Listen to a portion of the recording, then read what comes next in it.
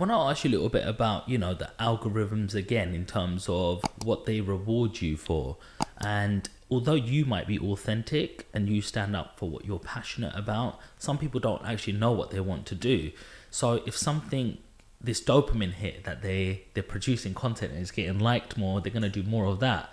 What do you think that, in sort of the Asian countries, you're more rewarded for solving more mathematical equations and problem solving or teaching you something, and you get rewarded more for that than in the UK? Like sometimes the more you show your flesh or something, you get more rewarded for them kind of things.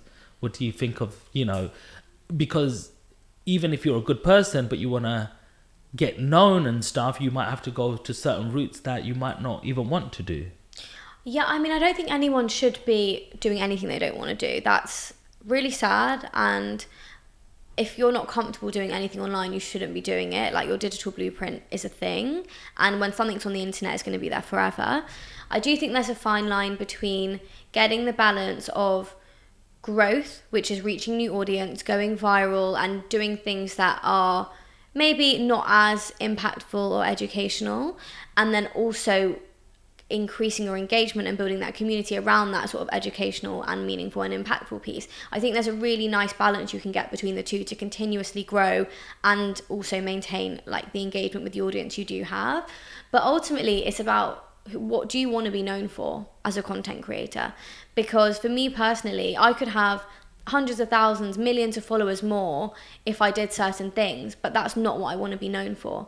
And I'd rather have a much smaller, much more authentic and engaged audience who know me to be, a pillar in the South Asian community to make positive change and educate the younger and older generations, versus a girl that sometimes, no shade to anyone, but like doesn't speak up about things, just dances on TikTok. And so it's what do you want to be known for? That is what it comes down to.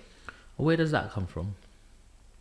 I don't necessarily feel like I need the validation from getting the millions of followers. I feel like what I'm super passionate about is making a change and talking about things that when I was a young girl, like no one was ever talking about. And that's what drives me. And that's what I wake up every day thinking, okay, what sort of content do I want to make today? What sort of message do I want to put out there today?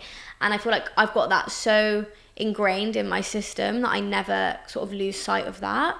That's what is important to me.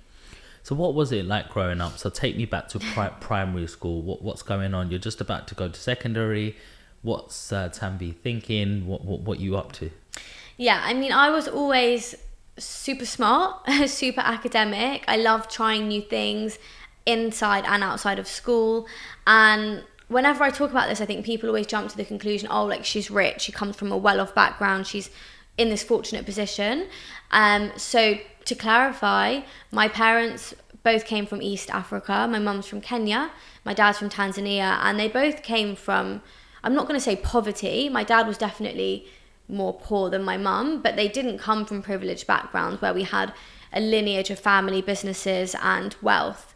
They both came to the UK to study, and they worked really hard, and basically everything they earned went towards mine and my brother's education. And that I acknowledge my privilege for. Like, I'm super lucky to have gone to the schools I have, but it wasn't because my parents had loads of money and they didn't know what to do with it. It was because they really prioritized our education, and I'm really grateful for that.